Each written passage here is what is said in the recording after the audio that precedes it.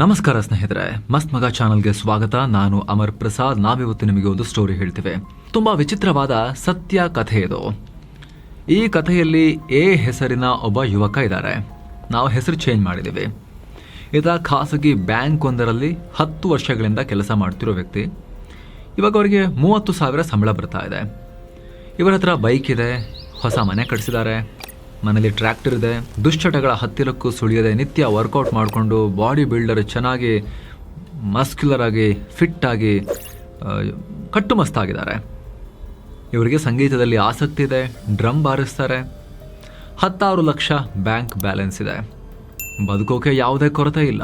ಆದರೆ ಇವರ ಜೀವನದಲ್ಲಿ ದೊಡ್ಡ ಕೊರತೆ ಇದೆ. ಎಲ್ಲ ಇದ್ದು ಏನು ಇಲ್ಲದಂತಾಗಿದೆ. ಏನು ಆ ಕೊರತೆ? ಮದುವೆ. ಮಿಸ್ಟರ್ ಎ ಕೆಲಸ ಸಿಕ್ಕಾಗಿನಿಂದಲೂ ಹುಡುಗಿ ಹುಡುಕ್ತಾನೇ ಇದ್ದಾರೆ. 16 ಹುಡುಗಿಯರಿಗೆ ಪ್ರಪೋಸಲ್ ಕಳಿಸಿದ್ದಾರೆ. ಈಗ ವಯಸ್ಸು ನೋಡ್ತಾ 32 ದಾಟ್ಬಿಟ್ಟಿದೆ. ಆದರೆ ಇದುವರೆಗೆ ಇವರು ನೋಡಿರೋ ಯಾವ ಹುಡುಗಿನೂ ಈ ಉದ್ಯೋಗಸ್ಥ ವ್ಯಕ್ತಿಯನ್ನ, ಬ್ಯಾಂಕ್ ಎಂಪ್ಲಾಯ್ ಆದರೂ ಕೂಡ ಮದುವೆ ಆಗೋಕೆ ಒಪ್ಪಿಲ್ಲ. ಎಲ್ಲರ ಜೀವನದಲ್ಲೂ ನಡೆಯೋ ಮದುವೆ ಅನ್ನೋ ಸಾಮಾನ್ಯ ಸಂಗತಿ, ನ್ಯಾಚುರಲ್ ಥಿಂಗ್, ಈತನಿಗೆ ಗಗನ ಕುಸುಮ ಆಗ್ಬಿಟ್ಟಿದೆ. ಮದುವೆ ಕನಸಾಗಿನೇ ಉಳಿದಿದೆ. ಹಾಗಿದ್ರೆ ಯಾಕೆ ಎಲ್ಲ ಇದ್ರೂ ಯಾಕೆ ಮದುವೆ ಆಗ್ತಿಲ್ಲ, ಹುಡುಗಿ ಸಿಗ್ತಾ ಇಲ್ಲ? ಈ ಪ್ರಶ್ನೆಗೆ ಉತ್ತರ ಹುಡುಕ್ತಾ ಹೋದ್ರೆ ಉತ್ತರ ಕರ್ನಾಟಕದ ಸಮಸ್ಯೆಗಳ ಸಾಗರವೇ ತೆರ್ಕೊಳ್ತಾ ಹೋಗುತ್ತೆ.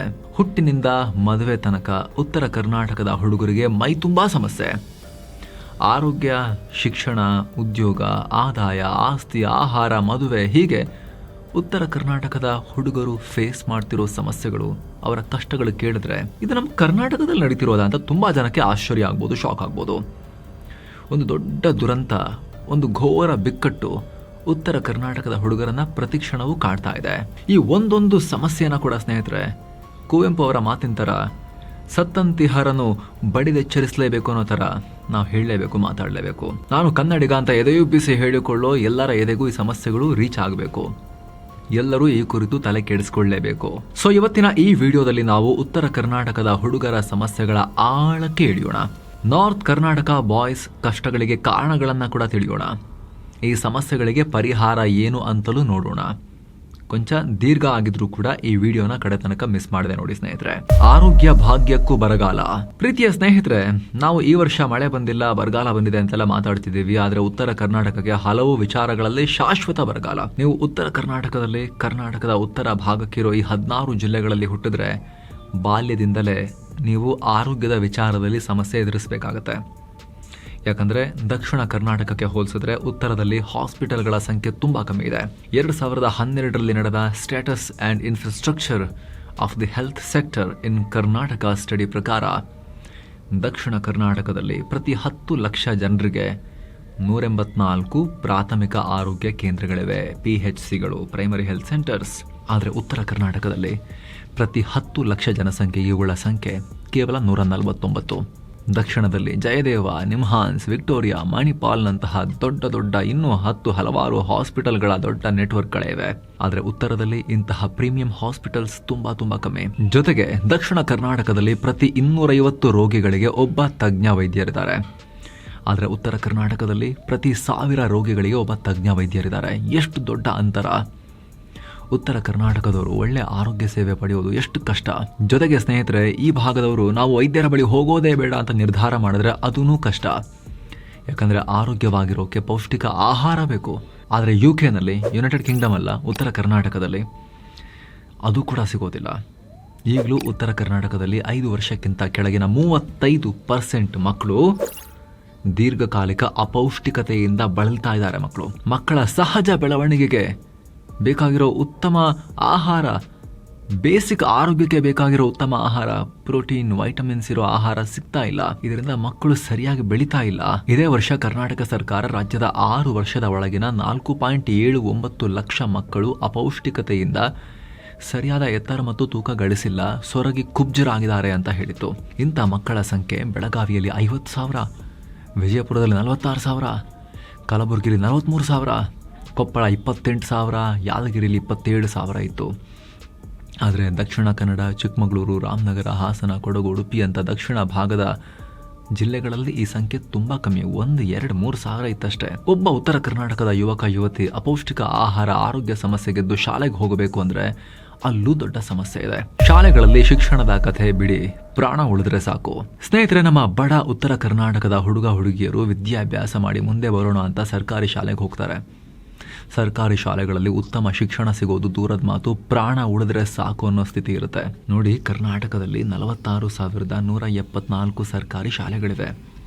ಈ ಪೈಕಿ ಬೆಳಗಾವಿ ವಿಭಾಗ, ಕಿತ್ತೂರು ಕರ್ನಾಟಕ, ಹಾಗೆ ಕಲಬುರಗಿ ವಿಭಾಗ ಅಂದರೆ ಕಲ್ಯಾಣ ಕರ್ನಾಟಕ, ಇಲ್ಲಿ ಒಟ್ಟು 20,000 ಶಾಲೆಗಳಿವೆ. ಸರ್ಕಾರದ ಮಾಹಿತಿ ಪ್ರಕಾರವೇ ಈ 20,000 ಶಾಲೆಗಳ ಪೈಕಿ 8,000 ಶಾಲೆಗಳಿಗೆ ತುರ್ತಾಗಿ ರಿಪೇರಿ ಅಗತ್ಯ ಇದೆ.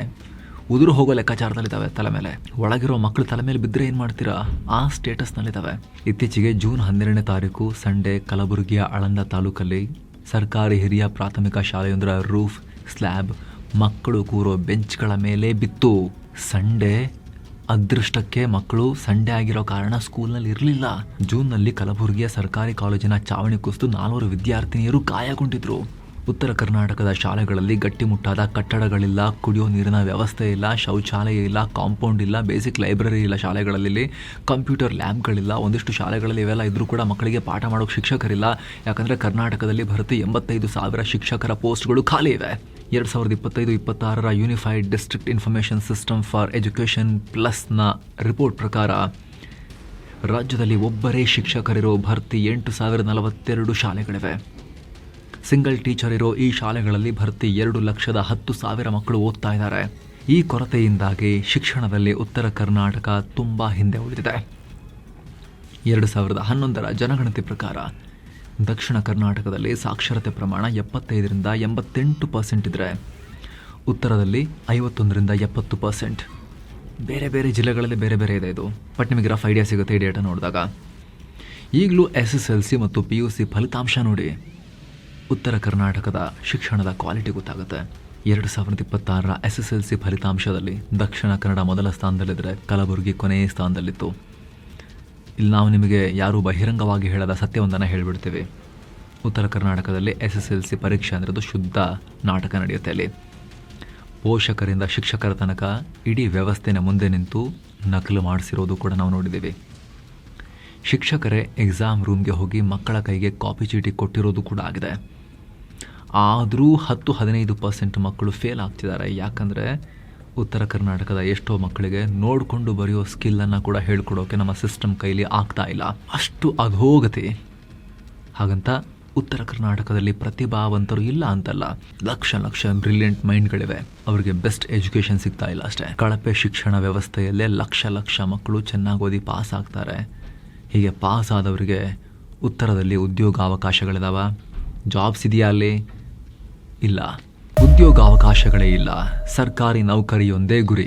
ಸ್ನೇಹಿತರೆ, ಉತ್ತರ ಕರ್ನಾಟಕದ ಸಾಂಸ್ಕೃತಿಕ ಮತ್ತು ಶೈಕ್ಷಣಿಕ ರಾಜಧಾನಿ ಧಾರವಾಡ, ವಿದ್ಯಾಕಾಶಿ.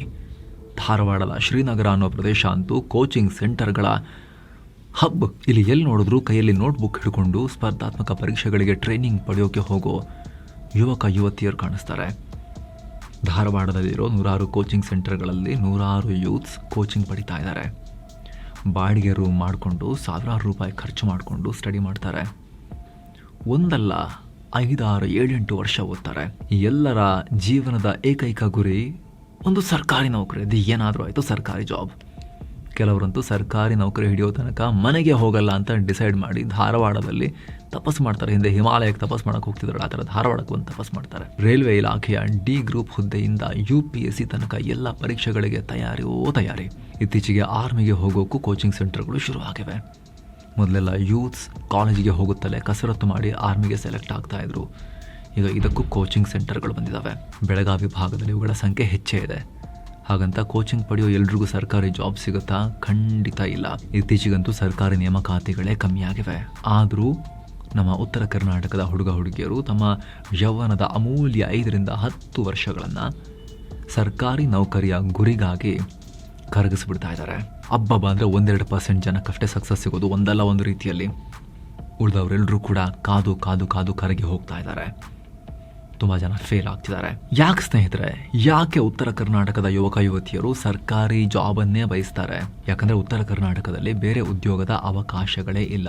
ಉದಾಹರಣೆಗೆ ರಾಜಧಾನಿ ಬೆಂಗಳೂರು ಕರ್ನಾಟಕದ GDPಗೆ 33% ಕೊಡುಗೆ ಕೊಡುತ್ತೆ. ಅಂದ್ರೆ ಇಡೀ ಕರ್ನಾಟಕದಲ್ಲಿ ಸೃಷ್ಟಿಯಾಗೋ ಒಟ್ಟು ಸಂಪತ್ತಿನ ಪೈಕಿ 33% ವೆಲ್ತ್ ಬೆಂಗಳೂರಿನಲ್ಲೇ ಹುಟ್ಟುತ್ತೆ. ಬೆಂಗಳೂರಿನ ಜೊತೆಗೆ ಮೈಸೂರು ಮತ್ತು ಮಂಗಳೂರನ್ನ ಸೇರಿಸಿದ್ರೆ ಕರ್ನಾಟಕದ ಅರ್ಧಕ್ಕಿಂತ ಹೆಚ್ಚು GDP ಇಲ್ಲೇ ಇದೆ. ಉಳಿದ ಕಡೆ ಏನಿಲ್ಲ, ಜಾಸ್ತಿ ಬರೀ ಖಾಲಿ. ನೋಡಿ ಇಲ್ಲಿ ಬೆಂಗಳೂರಲ್ಲಿ ಜನರ ಸರಾಸರಿ ತಲಾ ಆದಾಯ, ವಾರ್ಷಿಕ ತಲಾ ಆದಾಯ ಇಡೀ ದೇಶದಲ್ಲೇ ಹೈಯೆಸ್ಟ್ 7.39 ಲಕ್ಷ ರೂಪಾಯಿ ಇದೆ. ಆದರೆ ಉತ್ತರದ ಯಾದಗಿರಿಯಲ್ಲಿ 1.5 ಲಕ್ಷ ಆವ್ರೇಜ್. ಸ್ಟಡೀಸ್ ಪ್ರಕಾರ ದಕ್ಷಿಣ ಮತ್ತು ಕರಾವಳಿ ಕರ್ನಾಟಕ ಭಾಗದ ಗ್ರಾಮೀಣ ಭಾಗಗಳ 80% ಜನ ಕೃಷಿ ಬಿಟ್ಟು ಬೇರೆ ಇನ್ಕಮನ್ನು ಹೊಂದಿದ್ದಾರೆ. ಇವರು ಕೃಷಿ ಮೇಲೆ ಮಾತ್ರ ಡಿಪೆಂಡ್ ಆಗಿಲ್ಲ. ಆದರೆ ಉತ್ತರ ಕರ್ನಾಟಕದ ಗ್ರಾಮೀಣ ಭಾಗದ 70% ಜನರಿಗೆ ಕೃಷಿ ಬಿಟ್ಟರೆ ಬೇರೆ ಆದಾಯದ ಮೂಲನೇ ಇಲ್ಲ. ತದ್ ವಿರುದ್ಧ 2 ಲೋಕಗಳು ದಕ್ಷಿಣ ಕರ್ನಾಟಕ ಮತ್ತು ಉತ್ತರ ಕರ್ನಾಟಕ. ಯಾರಿದ್ರ ಬಗ್ಗೆ ತಲೆ ಕೆಡಿಸ್ಕೊಳ್ತಿದ್ದಾರೆ? ನಾವು ರಿಪೀಟ್ ಇದ್ರ ಬಗ್ಗೆ ಚರ್ಚೆ ಮಾಡಿದ್ರು ಕೂಡ ಒಂದು 2 ದಿನ ಅಷ್ಟೇ ಅದ್ರ ಬಗ್ಗೆ ಚರ್ಚೆ. ಮತ್ತು ಅದ್ರ ಬಗ್ಗೆ ದೊಡ್ಡ ಧ್ವನಿ ಇಲ್ಲ, ಆಂದೋಲನ ಇಲ್ಲ, ಗಟ್ಟಿಮುಟ್ಟಾಗಿರೋ ಒಂದು ಆಕ್ರೋಶ ಇಲ್ಲ, ಹಕ್ಕನ್ನು ಕೇಳಿ ಪಡಿಬೇಕು ಬಿಡೋದಿಲ್ಲ ಅನ್ನೋ ಹಠನೂ ಇಲ್ಲ. ಯಾಕೆ ಥರ? ಉತ್ತರ ಕರ್ನಾಟಕದ ಕೃಷಿಯಾದರೂ ಅಷ್ಟೊಂದು ಲಾಭದಾಯಕವಾಗಿದೆಯಾ? ಮಲೆನಾಡು ಕರಾವಳಿ ಕಡೆಗೆ ಕೃಷಿ ಕ್ಷೇತ್ರದಲ್ಲೂ ಕೂಡ ನಿತ್ಯ 1,000 ರೂಪಾಯಿ ಸಂಬಳ ಸಿಗುತ್ತೆ. ವರ್ಷದ 12 ತಿಂಗಳು ಉದ್ಯೋಗ ಇರುತ್ತೆ. ಆದರೆ ಉತ್ತರ ಕರ್ನಾಟಕದಲ್ಲಿ ಪರಿಸ್ಥಿತಿ ಹಾಗಿಲ್ಲ. ಒಂದು ಉತ್ತರ ಕರ್ನಾಟಕದಲ್ಲಿ ಕೃಷಿ ಕಾರ್ಮಿಕರಿಗೆ 500 ರೂಪಾಯಿ ಸಿಕ್ಕಿದ್ರು ಬಹಳ ದೊಡ್ಡ ಅಮೌಂಟ್ ಅದು ಸಿಗಲ್ಲ, ಅಷ್ಟು ಕೂಡ ಸರಿಯಾಗಿ ಸಿಗಲ್ಲ. ವರ್ಷದ ಎಲ್ಲ ದಿನಗಳಲ್ಲೂ ಉದ್ಯೋಗನೂ ಇರೋದಿಲ್ಲ ಸಿಕ್ಕಿದ್ರು ಕೂಡ. ಏನು ಫ್ಯಾಕ್ಟ್ರಿಗಳ ಕತೆ ಕೇಳಲೇಬೇಡಿ. ಉತ್ತರ ಕರ್ನಾಟಕದಲ್ಲಿ ಸಕ್ಕರೆ ಫ್ಯಾಕ್ಟ್ರಿ ಬಿಟ್ಟರೆ ಬೇರೆ ಫ್ಯಾಕ್ಟ್ರಿಗಳೇ ಇಲ್ಲ. ಬೆಳಗಾವಿ, ಬಾಗಲಕೋಟೆ, ವಿಜಯಪುರ, ಬೀದರ್, ಕಲಬುರಗಿ ಅಂತ ಜಿಲ್ಲೆಗಳಲ್ಲಿ ಹೆಜ್ಜೆಗೊಂದೊಂದು ಶುಗರ್ ಫ್ಯಾಕ್ಟ್ರೀಸ್ ಇವೆ.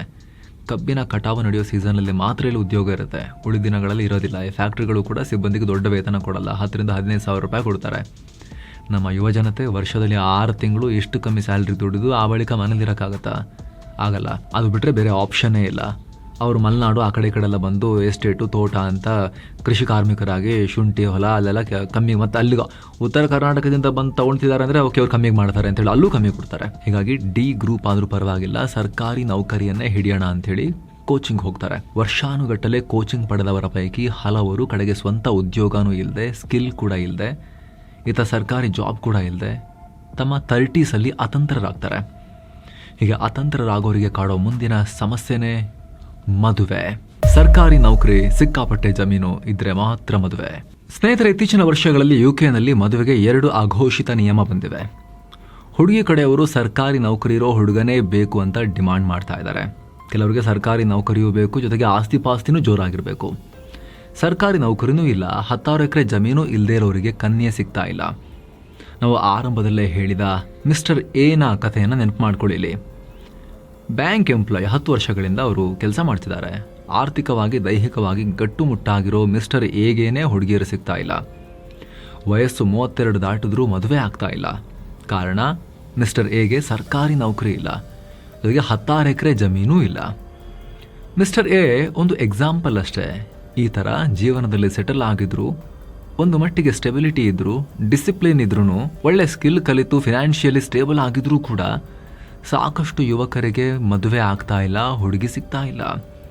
ಸರ್ಕಾರಿ ನೌಕರರಿಗಿಂತ ಹೆಚ್ಚಿಗೆ ದುಡಿಯುವ ರೈತರಿಗೂ, ಖಾಸಗಿ ಉದ್ಯೋಗಿಗಳಿಗೂ, ವ್ಯಾಪಾರಿಗಳಿಗೂ ಮದುವೆ ಆಗ್ತಾ ಇಲ್ಲ. ಇದಕ್ಕೆ ಪ್ರಮುಖ ಕಾರಣ ಲಿಂಗಾನುಪಾತದಲ್ಲಿನ ವ್ಯತ್ಯಾಸ.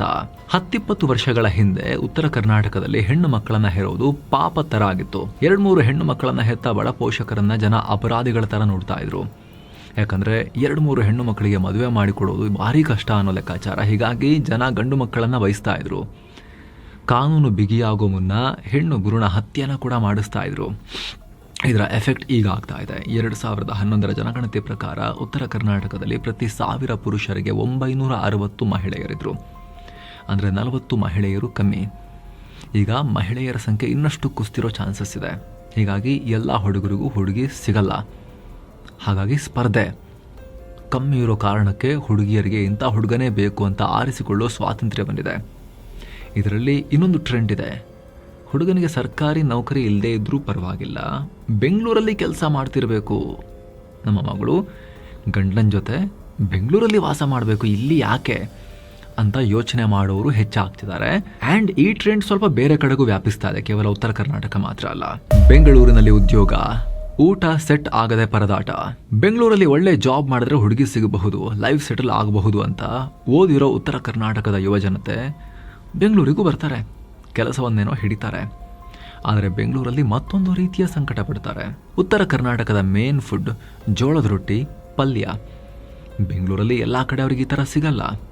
ಕೆಲ ಕಡೆ ಫ್ಯಾನ್ಸಿಯಾಗಿ ಉತ್ತರ ಕರ್ನಾಟಕ ಆಹಾರ ಅಂತ ಮಾರಿದ್ರೂ ಕೂಡ ರೇಟ್ ಜಾಸ್ತಿಯಲ್ಲಿ. ರೀಸನಬಲ್ ರೇಟ್ಗೆ ಸಿಗೋ ರೈಸ್, ರಾಗಿ ಮುದ್ದೆ ಉತ್ತರ ಕರ್ನಾಟಕದ ಹುಡುಗರಿಗೆ ಅಷ್ಟು ನೀಟಾಗಿ ಸೆಟ್ ಆಗಲ್ಲ. ಈ ಊಟದ ತೊಳಲಾಟದ ನಡುವೆ ಉತ್ತರ ಕರ್ನಾಟಕದ ಹುಡುಗರಿಗೆ ಎಮೋಷನಲ್ ಪೇನ್ ಕೂಡ ಇರುತ್ತೆ. ಬೆಂಗಳೂರಿಂದ ಉತ್ತರ ಕರ್ನಾಟಕದ ಕೆಲ ಪ್ರದೇಶಗಳು 400-500 ಕಿಲೋಮೀಟರ್ ದೂರ.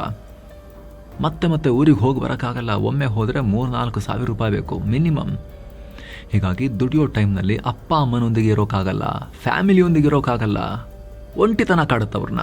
ಹಾಗಿದ್ರೆ ಎಲ್ಲ ಸಮಸ್ಯೆಗಳಿಗೆ ಕಾರಣ ಏನು? ಉತ್ತರ ಕರ್ನಾಟಕದ ಯುವ ಜನತೆಯ ಈ ಸಮಸ್ಯೆಗಳಿಗೆ ಪರಿಹಾರ ಏನು? ಅದು ಕೂಡ ಚರ್ಚೆ ಮಾಡಬೇಕಲ್ವ ಸ್ನೇಹಿತರೆ. ನಿದ್ದೆಯಿಂದ ಇದ್ರೆ ಮಾತ್ರ ಉದ್ಧಾರ, ಇಲ್ಲಾಂದ್ರೆ ವಿನಾಶ. ಸ್ನೇಹಿತರೆ, ಕೈಗಾರಿಕೆ, ಉದ್ಯೋಗ, ಮೂಲಸೌಕರ್ಯ, ಮಾನವ ಅಭಿವೃದ್ಧಿ ಸೂಚ್ಯಂಕ, ಹೀಗೆ ಎಲ್ಲದರಲ್ಲೂ ಉತ್ತರ ಕರ್ನಾಟಕ ದಕ್ಷಿಣ ಕರ್ನಾಟಕಕ್ಕಿಂತ ಹಿಂದುಳಿಯೋಕೆ ಐತಿಹಾಸಿಕ ಮತ್ತು ಇಂದಿನ ಕಾರಣಗಳು ಕೂಡ ಇದ್ದಾವೆ. ಐತಿಹಾಸಿಕವಾಗಿ ಬ್ರಿಟಿಷರ ಅಧೀನದಲ್ಲಿ ದಕ್ಷಿಣ ಕರ್ನಾಟಕವನ್ನು ಆಳಿದ ಮೈಸೂರು ರಾಜರು ಅಕ್ಷರಶಃ ಅದ್ಭುತ ಕೆಲಸ ಮಾಡಿದ್ರು. ಶಾಲೆಗಳನ್ನು ಸ್ಥಾಪಿಸಿದ್ರು, ಶಿಕ್ಷಣಕ್ಕೆ ಮಹತ್ವ ಕೊಟ್ಟರು, ಮೂಲಸೌಕರ್ಯ ಡೆವಲಪ್ ಮಾಡಿದ್ರು, ಬೇರೆ ಬೇರೆ ಫ್ಯಾಕ್ಟ್ರಿಗಳನ್ನು ಹಾಕಿದ್ರು, ಆಗಿನ ಕಾಲಕ್ಕೆ ಅಡ್ವಾನ್ಸ್ ಎನಿಸುವಂತಹ ಇಂಡಸ್ಟ್ರಿಗಳನ್ನು ಸ್ಥಾಪಿಸಿದ್ರು. ಆದರೆ ಅತ್ತ ಕಲ್ಯಾಣ ಕರ್ನಾಟಕವನ್ನು ಆಳಿದ ಹೈದರಾಬಾದ್ನ ನಿಜಾಮರು ಮನೆಯಲ್ಲಿ ವಜ್ರ ವೈಡೂರಿ ಎಲ್ಲ ತುಂಬಿಕೊಂಡು ವಿಲಾಸಿ ಜೀವನ ನಡೆಸಿ ಮಣ್ಣಾಗೋದ್ರು. 3 ಕಾಸಿನ ಅಭಿವೃದ್ಧಿ ಮಾಡಲಿಲ್ಲ, ತುಂಬ ಜನರ ಜೀವ ತೆಗೆದ್ರು ಅಷ್ಟೇ. ಕಿತ್ತೂರು ಕರ್ನಾಟಕವನ್ನು ಆಳಿದ ಬ್ರಿಟಿಷರು ಕೂಡ ಆ ಭಾಗವನ್ನು ಉದ್ಧಾರ ಮಾಡಲಿಲ್ಲ. ಹೀಗಾಗಿ 1947ರ ಹೊತ್ತಿಗೆ ದಕ್ಷಿಣ ಕರ್ನಾಟಕಕ್ಕಿಂತ ಉತ್ತರ ಕರ್ನಾಟಕ ತುಂಬ ಹಿಂದೆ ಉಳಿದೇ ಬಿಟ್ಟಿತ್ತು. ಆದರೆ ಇಂಡಿಪೆಂಡೆನ್ಸ್ ಇದೆಯಲ್ಲ, ಈಗ ಸ್ವತಂತ್ರ ಭಾರತ ಅಲ್ವಾ, ಇಡೀ ರಾಜ್ಯಕ್ಕೂ ಒಂದೇ ಆಡಳಿತ ಬಂದ ಮೇಲೂ ಕೂಡ ಕರ್ನಾಟಕ, ಉತ್ತರ ಕರ್ನಾಟಕ ಯಾಕೆ ಹಿಂದುಳ್ಕೊಂಡಿದೆ? ಇದಕ್ಕೆ ಕಾರಣ ಸ್ವತಃ ಉತ್ತರ ಕರ್ನಾಟಕದ ಜನ. ಉತ್ತರ ಕರ್ನಾಟಕದ ಜನ ಮುಗ್ಧರು, ಎಸ್, ಇನ್ನೋಸೆಂಟ್ಸ್. ಅವರಿಗೆ ತಮ್ಮ ಶಾಸಕರು, ಸಂಸದರಿಂದ ದೊಡ್ಡ ನಿರೀಕ್ಷೆಗಳೇ ಇಲ್ಲ. 5 ವರ್ಷ ಗುಂಡಿ ಬಿದ್ದ ರಸ್ತೆಯಲ್ಲೇ ಓಡಾಡಿ ಸೊಂಟ ಬರ್ಬಾದ್ ಮಾಡಿಕೊಂಡ್ರೂ ಪರವಾಗಿಲ್ಲ.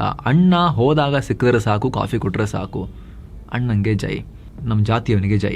ಮದುವೆ ಇತ್ತ, ಮುಂಜಿ ಇತ್ತ, ಯಾರು ಸತ್ತೋದ್ರ, ಹುಟ್ಟಿದ್ರ, ಹೋಗಿ ಹೇಳಿದಾಗ 500-1000ನೋ, ಹೆಚ್ಚಂದ್ರೆ 5000ನೋ, ಯಾರು ತೀರ್ಕೊಂಡಾಗ 10,000ನೋ ಕೊಟ್ಟರೆ ಅವನು ದೊಡ್ಡ ರಾಜ, ಜನಪ್ರತಿನಿಧಿ, ಜನಾನುರಾಗಿ. ಅವನು ಸಿಕ್ಕಿಲ್ಲ ಅಂದರೂ ಕೂಡ ಅವ್ರ ಕಡೆಯವರಾದರೂ ಸಿಗ್ತಾರ್ರಿ, ನಾವು ಹೇಳಿದ್ ಕೇಳ್ತಾರ್ರಿ. ನಾವು ಉತ್ತರ ಕರ್ನಾಟಕ ಭಾಗದಲ್ಲಿ ಸಂಚಾರ ಮಾಡೋದ್ವಲ್ಲ ಲಾಸ್ಟ್ ಎಲೆಕ್ಷನ್ ಟೈಮ್ನಲ್ಲಿ, ಆ ಟೈಮ್ನಲ್ಲಿ ಕಣ್ಣಾರೆ ನೋಡಿರೋದು ಇವೆಲ್ಲವೂ ಕೂಡ. 5 ವರ್ಷಕ್ಕೊಮ್ಮೆ ವೋಟ್ ಕೇಳೋಕೆ ಬರೋ ಶಾಸಕರಿಗೆ ಹೆಚ್ಚಿನ ಜನ ದೊಡ್ಡ ಪ್ರಮಾಣದಲ್ಲಿ ಅಭಿವೃದ್ಧಿ ಬಗ್ಗೆ ಚರ್ಚೆನೇ ಮಾಡೋದಿಲ್ಲ. ಶಾಸಕರ ಕತೆ ಬಿಡಿ, ಗ್ರಾಮ ಪಂಚಾಯತಿ ಮೆಂಬರ್ಗಳನ್ನು ಕೂಡ ಪ್ರಶ್ನಿಸೋಕೆ ಉತ್ತರ ಕರ್ನಾಟಕ ಜನ ಹಿಂದೆ ಮುಂದೆ ನೋಡ್ತಾರೆ. ಪೊಲಿಟಿಷಿಯನ್ಸ್ ಅಂದರೆ ಮದುವೆಗೆ, ಸತ್ತಾಗ, ಹುಟ್ಟಿದಾಗ ಬರೋರು, ಸಣ್ಣ ಪುಟ್ಟ ಕಾಸು ಕೈಗಿಡೋರು, ಪೊಲೀಸ್ ಕೇಸ್ ಆದಾಗ ಪೊಲೀಸರಿಗೆ ಹೇಳಿ ಬಿಡಿಸೋರು, ದುರಂತ ನಡೆದಾಗ 5-10 ಸಾವಿರ ರೂಪಾಯಿ ದುಡ್ಡು ಕೊಡೋರು, ಅಷ್ಟೇ ಅವ್ರ ಕೆಲಸ ಜನಪ್ರತಿನಿಧಿ ಅಂದರೆ ಅಂತ ಅಂದ್ಕೊಂಡಿದ್ದಾರೆ. ಇದನ್ನು ಜನಪ್ರತಿನಿಧಿಗಳು ಭರ್ಜರಿಯಾಗಿ ಬಳಸ್ಕೊಂಡು ಹೊಟ್ಟೆ ಬೆಳೆಸ್ಕೊಳ್ತಿದ್ದಾರೆ, ಸಂಪತ್ತನ್ನು ಬೆಳೆಸ್ಕೊಳ್ತಿದ್ದಾರೆ. ರಾಜ್ಯ ಸರ್ಕಾರ ಉತ್ತರ ಕರ್ನಾಟಕಕ್ಕೆ ಹೆಚ್ಚಿನ ಅನುದಾನ ಕೊಡ್ತಿಲ್ಲ ಅನ್ನೋ ಕೂಗಿದೆ. ಈ ಕೂಗಿನ ನಡುವೆ ಕೂಡ ಸಾವಿರಾರು ಕೋಟಿ ರೂಪಾಯಿ ಅನುದಾನ ಸಿಕ್ಕಿರೋದು ಕೂಡ, ಅದರಲ್ಲೂ ಕೂಡ ಕಲ್ಯಾಣ ಕರ್ನಾಟಕ ಭಾಗಕ್ಕೆ ಆರ್ಟಿಕಲ್ 371J ಮತ್ತು KKRDB ಮೂಲಕ ಸಾವಿರಾರು ಕೋಟಿ ರೂಪಾಯಿ ವಿಶೇಷ ಅನುದಾನ ಸಿಗುತ್ತೆ. ಆದರೆ ಜನಪ್ರತಿನಿಧಿಗಳು ಈ ಹಣವನ್ನ ಸರಿಯಾಗಿ ಬಳಸ್ತಾ ಇಲ್ಲ. ಯುಕೆನಲ್ಲಿ ಉತ್ತಮ ರಸ್ತೆ, ಸೇತುವೆ, ಶಾಲೆ, ಬಸ್ ಸ್ಟ್ಯಾಂಡ್ ಕಟ್ಟಿಸ್ತಾ ಇಲ್ಲ. ಆದರೆ ತಮಗೋಸ್ಕರ ದೊಡ್ಡ ದೊಡ್ಡ ಬಂಗಲೆ ಎಲ್ಲ ಕಟ್ಟಿಸ್ಕೊಳ್ತಿದ್ದಾರೆ. ಬಂಡವಾಳ ತಂದು ಫ್ಯಾಕ್ಟರಿಗಳನ್ನ ಹಾಕಿಸಿ ಉದ್ಯೋಗ ಸೃಷ್ಟಿ ಮಾಡೋದು ನಮ್ಮ ಕೆಲಸ ಅಲ್ವೇ ಅಲ್ಲ ಅನ್ನೋ ತರ ಅಲ್ಲಿನ ರಾಜಕಾರಣಿಗಳಿದ್ದಾರೆ. ಬೆಂಗಳೂರಲ್ಲೇ ಬಂದು ಬಿದ್ದಿರ್ತಾರೆ ಹೆಚ್ಚಿನವರು. ಹಾಗಿದ್ರೆ ಇದಕ್ಕೆ ಪರಿಹಾರ ಏನು? ಸ್ನೇಹಿತರೆ, ಉತ್ತರ ಕರ್ನಾಟಕದ ಯುವಜನತೆ ನಿದ್ದೆಯಿಂದ ಎಚ್ಚರ ಆಗಬೇಕು. ಮೊದಲು ಜಾತಿ ನೋಡಿ ಓಟ್ ಹಾಕೋದನ್ನ ನಿಲ್ಲಿಸ್ಬಿಡಿ. ಎಲೆಕ್ಷನ್ ಟೈಮ್ನಲ್ಲಿ ಎಣ್ಣೆ ಮತ್ತು ಹಣ ಕೊಡೋರಿಗೆ ಜೈ ಅನ್ನೋದು ಸ್ಟಾಪ್ ಮಾಡೋಣ. MLA ನಮ್ಮ ಕೈಗೆ ಸಿಕ್ಕರೆ ಸಾಕು, ನಮ್ಮ ಮದುವೆಗೆ ಒಂದು ಫೋಟೋಗೆ ಪೋಸ್ ಕೊಟ್ಟು ಹಲ್ಲಕ್ಕಿರಿದ್ರೆ ಸಾಕು ಅನ್ನೋ ಮೈಂಡ್ ಸೆಟ್ನಿಂದ ಹೊರಬರಬೇಕು. ಯುವ ಜನರು ಒಟ್ಟಾಗಿ ಜನಪ್ರತಿನಿಧಿಗಳನ್ನು ಪ್ರಶ್ನೆ ಮಾಡಬೇಕು. ಎಷ್ಟು ಅನುದಾನ ತಂದ್ರಿ, ಯಾವ ಅಭಿವೃದ್ಧಿ ಮಾಡಿದ್ರಿ ತೋರಿಸಿ ಅಂತ ಕೇಳಬೇಕು. ನೀರಾವರಿ ಯೋಜನೆ, ಫ್ಯಾಕ್ಟ್ರಿ ನಿರ್ಮಾಣ, ಪ್ರವಾಸೋದ್ಯಮ ಅಭಿವೃದ್ಧಿ ಅಂತ ಕೆಲಸ ಮಾಡದ ಶಾಸಕ ಸಂಸದರನ್ನು ಜಾಡಿಸಬೇಕು. ವಂಶವಾದವನ್ನು ಮಾಡಿಕೊಂಡು ಮೆರೆದಾಡೋರನ್ನ ಕ್ವಶನ್ ಮಾಡಬೇಕು, ಕೆಲಸ ಏನು ಮಾಡಿದ್ರಿ ಅಂತ. ಉತ್ತರ ಕರ್ನಾಟಕದಲ್ಲಿ ವಿಶಾಲ ಕೃಷಿ ಭೂಮಿ ಇದೆ. ಕೃಷ್ಣ, ಭೀಮಾ, ಘಟಪ್ರಭಾ, ಮಲಪ್ರಭಾದಂಥ ನದಿಗಳಿವೆ. ಆಲಮಟ್ಟಿ, ಭದ್ರಾ ಡ್ಯಾಮ್ಗಳಿವೆ. ಬಾದಾಮಿ, ಐಹೊಳೆ, ಪಟ್ಟದಕಲ್ಲು, ಬೀದರ್, ವಿಜಯಪುರದಂಥ ಐತಿಹಾಸಿಕ ತಾಣಗಳಿವೆ.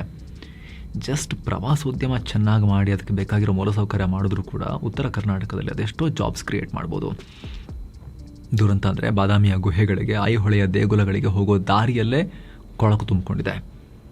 ಹೆಂಗಾಗುತ್ತೆ? ನೀವು ಯಾಕೆ ಕೆಲವು ಕುಟುಂಬಗಳ ಕೈಲಿ ಇಡೀ ಉತ್ತರ ಕರ್ನಾಟಕವನ್ನು ಹರಿದು ಹಂಚಿಕೊಟ್ಟು ಅವರ ಗುಲಾಮರ ಥರ ಬದುಕಬೇಕು ನಾವು ಹೇಳಿ? ಅವಶ್ಯಕತೆ ಇದೆಯಾ? ಅಣ್ಣ, ಬಾಸು, ನಮ್ಮ ಜಾತಿಯವನು ಅಂಥೇಳಿ ನಾವು ಯಾರ ಹೆಸರು ಹೇಳಲ್ಲ. ಇಡೀ ಉತ್ತರ ಕರ್ನಾಟಕವನ್ನು 4-5 ಫ್ಯಾಮಿಲಿಗಳು ಹರಿದು ಹಂಚಿಕೊಂಡು ಪಾಳ್ಯಪಟ್ಟು ಮಾಡ್ಕೊಂಡು ಇಟ್ಕೊಂಡಿದ್ದಾರೆ. ಡೆಮೋಕ್ರಸಿಯಲ್ಲೂ ಕೂಡ ಒಂದೇ ಫ್ಯಾಮಿಲಿಯವರು, ಒಂದೇ ವಂಶದವರು ಆಳ್ತಾ ಇರಬೇಕು. ಅವರಾದ್ಮೇಲೆ ಅವ್ರ ಮರಿ, ಅವರಾದ್ಮೇಲೆ ಅವ್ರ ಮರಿ ಅಂತ ಹೇಳಿದ್ರೆ ಉಳಿದವರು ಜನ ಇರೋದೇನಕ್ಕೆ ಮತ್ತೆ ಡೆಮೋಕ್ರಸಿಯಲ್ಲಿ ಪ್ರಜೆಗಳ ಪ್ರಭುಗಳು ಅಂತ ಹೇಳಿ ರಾಕಿ ಬಾಯ್ ಕೇಳ್ದಂಗೆ ಗೆಣಸ್ ಕೇಳಕ. ಉತ್ತರ ಕರ್ನಾಟಕ ಹಿಂದುಳಿದಿದೆ ಅನ್ನೋ ಚರ್ಚೆ ಬಂದಾಗ ತುಂಬಾ ಜನ UK ಪ್ರತ್ಯೇಕ ರಾಜ್ಯ ಆಗಬೇಕು ಅಂತಾರೆ. ಉತ್ತರ ಕರ್ನಾಟಕ ಪ್ರತ್ಯೇಕ ರಾಜ್ಯ ಆದ್ರೆ ಉದ್ಧಾರ ಆಗುತ್ತಾ? ತುಂಬಾ ಕಷ್ಟ ಇದೆ. ಆ ತಪ್ಪನ್ನ ಯಾವತ್ತೂ ಮಾಡೋದು ಬೇಡ ಸ್ನೇಹಿತರೆ. ಯಾಕಂದ್ರೆ ಕ್ಯಾಪಿಟಲ್ ಫಾರ್ಮೇಷನ್ ಹೆಂಗ್ ಮಾಡ್ತೀರಿ ಉತ್ತರ ಕರ್ನಾಟಕದಲ್ಲಿ? ಬಂಡವಾಳ ಎಲ್ಲಿದೆ? ಸಂಪತ್ತಿನ ಸೃಷ್ಟಿ ಹೆಂಗಾಗುತ್ತೆ? ಕರ್ನಾಟಕದ ಕಾಸಿರೋದೇ ಬೆಂಗಳೂರಲ್ಲಿ. ಬೆಂಗಳೂರನ್ನ ಪಕ್ಕಕ್ಕಿಟ್ರೆ ಕರ್ನಾಟಕ ಇನ್ನೊಂದು ಬಡ ರಾಜ್ಯ. ಹೀಗಾಗಿ ಉತ್ತರ ಕರ್ನಾಟಕದ ಯುವಜನತೆ ಪ್ರತ್ಯೇಕ ರಾಜ್ಯದ ಬಗ್ಗೆ ದಯವಿಟ್ಟು ಗಮನ ಕೊಡಬೇಡಿ. ತೆಲಂಗಾಣದ ಹುಡುಗರು ಪ್ರತ್ಯೇಕ ರಾಜ್ಯ ಕೇಳಿದಾಗ ಅವ್ರ ಬಳಿ ಹೈದರಾಬಾದ್ ನಗರ ಇತ್ತು, ಅವ್ರಿಗೆ ಅದು ಸಿಗ್ತಾ ಇತ್ತು. ಆದ್ರೆ ಉತ್ತರ ಕರ್ನಾಟಕದಲ್ಲಿ ಹೂಡಿಕೆ ಆಕರ್ಷಿಸೋ, ಜಾಬ್ ಕ್ರಿಯೇಟ್ ಮಾಡೋ ಅಂತ ದೊಡ್ಡ ಅಪಾರ್ಚುನಿಟಿ ಎಲ್ಲಿದೆ? ಜೊತೆ ಕರ್ನಾಟಕ ಕನ್ನಡಿಗರ ನಾಡು. ನಾವು ಒಟ್ಟಿಗೆ ಇದ್ದು ಹಿಂದೆ ಉಳಿದಿರೋ ಪ್ರದೇಶಗಳನ್ನ ಡೆವಲಪ್ ಮಾಡೋದೇ ಒಂದೇ ದಾರಿ. ಉತ್ತರ ಕರ್ನಾಟಕ ಪ್ರತ್ಯೇಕ ರಾಜ್ಯ ಆದ ತಕ್ಷಣ ಮಹಾತ್ಮರು ಬಂದೇನಲ್ಲಿ ಆಡಳಿತ ನಡೆಸೋದಿಲ್ಲ. ಹೀಗಿರೋವರೇ ಅದೇ ಮರಿಗಳ ಮೇಲೆ ಮರಿಗಳು ಬಂದು ಪಾಳೆಪಟ್ಟಾಗತ್ತಷ್ಟೇ. ಸೊ ಸ್ನೇಹಿತರೆ, ಉತ್ತರ ಕರ್ನಾಟಕದ ಯುವಜನತೆ ಅಲರ್ಟ್ ಆಗೋದು, ತಮ್ಮ ಹಕ್ಕುಗಳ ಬಗ್ಗೆ, ಪ್ರಜಾಪ್ರಭುತ್ವದ ಬಗ್ಗೆ ಕ್ಲಿಯರ್ ಅರಿವನ್ನು ಹೊಂದಿರೋದು ತುಂಬ ಮುಖ್ಯ. ಪ್ರಜಾಪ್ರಭುತ್ವ ಅಂದರೆ ಪ್ರಜೆಗಳೇ ಪ್ರಭುಗಳು ಅನ್ನೋದನ್ನು ಫಸ್ಟ್ ಅರ್ಥ ಮಾಡ್ಕೋಬೇಕು. ಅಣ್ಣ, ಬಾಸು, ಜಾತಿಯ ಲೀಡರು, ಅದರಿಂದ ಏನು ಸೊಲ್ಯೂಷನ್ ಇಲ್ಲ. ಜಾತಿ ಅನ್ನೋದು ಒಂದು ವೈರಸ್ ಅಷ್ಟೇ, ಅದು ಮಾನಸಿಕ ಕಾಯಿಲೆ. ಅದು ಎಸ್, ಕ್ಯಾಸ್ಟ್ ಒಂದು ಮಾನಸಿಕ ಕಾಯಿಲೆ. ಅದು ಬಿಟ್ಟರೆ ಅದರ ಬೇರೆ ಯಾವುದೇ ಯುಟಿಲಿಟಿ ಉಳ್ಕೊಂಡಿಲ್ಲ. ಜೊತೆಗೆ ಸ್ನೇಹಿತರೆ, ಮೈಂಡ್ ಸೆಟ್ ಶಿಫ್ಟ್ ಕೂಡ ಅಗತ್ಯ. ಕೇವಲ ಉತ್ತರ ಕರ್ನಾಟಕದ ಯೋಜನೆಗೆ ಮಾತ್ರ ಅಲ್ಲ, ಎಂಟೈರ್ ಸೊಸೈಟಿಗೆ. ಎಲ್ಲರೂ ಸರ್ಕಾರಿ ಜಾಬ್ ಹಿಂದೆ ಬಿದ್ದು, ಸರ್ಕಾರಿ ಜಾಬ್ ಇದ್ರೆ ಮಾತ್ರ ನಿಮ್ಮನ್ನ ನಾವು ಸೀರಿಯಸ್ ಆಗಿ ತಗೊಳ್ತೀವಿ ಅಂತ ಹೇಳಿದ್ರೆ ಪಾಪ ಅಲ್ಲಿನ ಯೋಜನತೆ ಏನು ಮಾಡಬೇಕು? ಬೇರೆ ಸ್ಕಿಲ್ಗಳಿಗೆ ಬೆಲೆ ಇಲ್ವಾ? ಉತ್ತಮ ಆದಾಯ ಇರೋ ಬೇರೆ ಜಾಬ್ಸ್ ಇಲ್ವಾ? ಬಿಸ್ನೆಸ್ ಮಾಡೋಕ್ಕಾಗಲ್ವಾ? ಮದುವೆ ವಿಚಾರದಲ್ಲೂ ಹೆಣ್ಣು ಮಕ್ಕಳ ಪೋಷಕರು ಸ್ವಲ್ಪ ಇದ್ರ ಬಗ್ಗೆ ಥಿಂಕ್ ಮಾಡಬೇಕು. ಜೊತೆಗೆ ಮದುವೆ ಅಂತ ಬಂದಾಗ ಜಾತಿಯ ಹೊರತಾಗೂ ಕೂಡ ಥಿಂಕ್ ಮಾಡೋ ಕಲ್ಚರ್ ನಮಗೆ ಬೇಕು ಸ್ನೇಹಿತರೆ. ಇದು ಕೇವಲ ಉತ್ತರ ಕರ್ನಾಟಕ ಅಂತಲ್ಲ, ಭಾರತ ಗಟ್ಟಿಮುಟ್ಟಾಗಿ ಒಗ್ಗಟ್ಟಾಗಿರೋಕ್ಕೂ ಇದು ತುಂಬ ಅನಿವಾರ್ಯ. ಜಾತಿಯನ್ನು ಒಡೆದು ಬಿಸಾಕೋದು. ಸೊ ಫ್ರೆಂಡ್ಸ್, ಇದಾಗಿತ್ತು ಉತ್ತರ ಕರ್ನಾಟಕದ ಸಾಮಾಜಿಕ ಆರ್ಥಿಕ ಸಮಸ್ಯೆಗಳನ್ನು ನಿಮಗೆ ಕಣ್ಣಿಗೆ ಕಟ್ಟಿಕೊಡೋ ಪ್ರಯತ್ನ. ಈ ವರದಿಯನ್ನು ಎಷ್ಟಾಗುತ್ತಷ್ಟು ಜನಕ್ಕೆ ದಯವಿಟ್ಟು ಶೇರ್ ಮಾಡಿ ಸ್ನೇಹಿತರೆ, ಅರಿವನ್ನು ಮೂಡಿಸಿ. ಇದ್ರ ಬಗ್ಗೆ ನಿರಂತರವಾಗಿ ಚರ್ಚೆ ಆಗಲಿ ಸ್ನೇಹಿತರೆ. ಈ ವಿಡಿಯೋ ಹೊರತಾಗೂ ಕೂಡ ಚರ್ಚೆ ಆಗಲಿ. ಮೈಂಡ್ ಸೆಟ್ ಶಿಫ್ಟ್ ಆಗಲಿಲ್ಲ ಅಂದರೆ ಇನ್ನು 100-200 ವರ್ಷ ಕಳೆದರೂ ಕೂಡ ಯಾರೂ ಕಾಪಾಡೋಕ್ಕಾಗಲ್ಲ, ಯಾರೂ ಬದಲಾಯಿಸೋಕ್ಕಾಗೋದಿಲ್ಲ. ಜನರ ಮೈಂಡ್ ಸೆಟ್ ಶಿಫ್ಟ್ ಆಗಿಲ್ಲ ಅಂದರೆ. ನಾವು ರಾಜಕಾರಣಿಗಳು ಸರಿ ಇಲ್ಲ ಅಂತ ಹೇಳೋದು ಸಿಂಪಲ್. ರಾಜಕಾರಣಿಗಳು ಯಾರು? ನಮ್ಮ ಪ್ರತಿಬಿಂಬ. ನಾವೇ ಆಯ್ಕೆ ಮಾಡಿ ಕಳಿಸೋರು, ನಾವೇ ಅವರು. ನಮ್ಮ ಸೊಸೈಟಿಯ ಸಾಕ್ಷಿ ಪ್ರಜ್ಞೆಯ ಪ್ರತಿರೂಪ ಅವರು. ಯಥಾ ರಾಜ ತಥಾ ಪ್ರಜಾ ಅಲ್ಲ, ಯಥಾ ಪ್ರಜಾ ತಥಾ ರಾಜ. ಡೆಮೋಕ್ರಸಿಯಲ್ಲಿ ಆಯ್ಕೆ ಮಾಡೋರು ಯಾರು? ಅವರು ಇದ್ರ ಬಗ್ಗೆ ಕರೆಕ್ಟಾಗಿ ಕ್ಲಾರಿಟಿಯನ್ನು ಹೊಂದಿರಬೇಕು. ನಾವು ಇಷ್ಟೋ ತನಕ ಚರ್ಚೆ ಮಾಡಿರೋ ವಿಚಾರಗಳ ಬಗ್ಗೆ, ಎಲ್ಲ ವಿಚಾರಗಳಲ್ಲಿ ನಿಮ್ಮ ಒಪಿನಿಯನ್ ಏನಿದೆ ಮಿಸ್ ಇಲ್ಲದೆ ಕಾಮೆಂಟ್ ಮಾಡಿ ತಿಳಿಸಿ. Thank you so much. ಕಡೆದಾಗಿ ನಿಮ್ಮಲ್ಲಿ ಒಂದು ಮನವಿ, ಆಸಕ್ತ ವೀಕ್ಷಕರು ವಿಡಿಯೋ ಕೆಳಗಿರೋ ಜಾಯಿನ್ ಬಟನ್ ಮೂಲಕ ನಮ್ಮ ಚಾನಲ್ಗೆ ಮೆಂಬರ್ಸ್ ಆಗಿ ಜಾಯಿನ್ ಆಗ್ಬೋದು. ಎಲ್ಲ ಮೆಂಬರ್ ಓನ್ಲಿ ವೀಡಿಯೋಸನ್ನು ಕೂಡ ನೀವು ಆಮೇಲೆ ನೋಡೋಕೆ ಶುರು ಮಾಡ್ಬೋದು ಸ್ನೇಹಿತರೆ. ನಾವು ಮೆಂಬರ್ಶಿಪ್ ಕಮ್ಯುನಿಟಿಯಲ್ಲಿ ರೆಗ್ಯುಲರ್ ಆಗಿ ವಿಶೇಷ ವೀಡಿಯೋಸನ್ನು ಪಬ್ಲಿಷ್ ಮಾಡ್ತಾ ಇದ್ದೀವಿ. ಅದು ಮೆಂಬರ್ಸಿಗೆ ಮಾತ್ರ ಸೀಮಿತ ಆಗಿರುತ್ತೆ. ಅದು ಜೀವನವನ್ನು ಇಂಪ್ರೂವ್ ಮಾಡುವಂತಹ, ವ್ಯಾಲ್ಯೂ ಆ್ಯಡ್ ಮಾಡುವಂತಹ ಸಾಕಷ್ಟು ನಾವು ವೀಡಿಯೋಸನ್ನು ಮಾಡ್ತಾ ಇದ್ದೀವಿ ಸ್ನೇಹಿತರೆ. ನೀವು ನಮ್ಮ ಚಾನಲ್ನ ಮೆಂಬರ್ಶಿಪ್ ಟ್ಯಾಬ್ಗೆ ಹೋಗಿ ಆಲ್ರೆಡಿ ಪಬ್ಲಿಷ್ ಆಗಿರೋ ವೀಡಿಯೋಸ್ನ ಒಂದ್ಸರಿ ಸ್ಕ್ರೋಲ್ ಮಾಡಿ ನೋಡ್ಬೋದು. ಅದರಲ್ಲಿ ವ್ಯಾಲ್ಯೂ ಇದೆ ಅಂತ ಅನಿಸಿದ್ರೆ ನೀವು ಜಾಯ್ನ್ ಆಗೋದ್ರ ಬಗ್ಗೆ ಡಿಸೈಡ್ ಮಾಡ್ಬೋದು. ಕೇವಲ ಮೆಂಬರ್ ಓನ್ಲಿ ವೀಡಿಯೋಸ್ ಮಾತ್ರ ಅಲ್ಲ, ಹಲವಾರು ಸ್ಪೆಷಲ್ ವೀಡಿಯೋಸ್ ನಾವು ಅರ್ಲಿ ಆಕ್ಸೆಸ್ ಕೂಡ ಮೆಂಬರ್ಸಿಗೆ ಫಸ್ಟ್ ನೀಡೋ ಪ್ರಯತ್ನವನ್ನು ಮಾಡ್ತಾ ಇದ್ದೀವಿ. ಅದು ಕೂಡ ಸಿಗುತ್ತೆ. ಎಲ್ಲಕ್ಕಿಂತ ಹೆಚ್ಚಾಗಿ ನಿಮ್ಮ ಒಂದೊಂದು ಮೆಂಬರ್ಶಿಪ್ ಕೂಡ ನಮ್ಮ ಚಾನಲ್ಗೆ ನೀವು ಕೊಡೋ ಅತಿ ದೊಡ್ಡ ಬೆಂಬಲ. ಆಸಕ್ತರು ವಿಡಿಯೋ ಕೆಳಗಿರೋ ಜಾಯಿನ್ ಬಟನ್ ಮೂಲಕ ಸೇರಬಹುದು. ಮತ್ತೆ ಭೇಟಿ ಆಗ್ತಿರೋಣ. ಒಳ್ಳೆಯದಾಗಲಿ. ನಮಸ್ಕಾರ.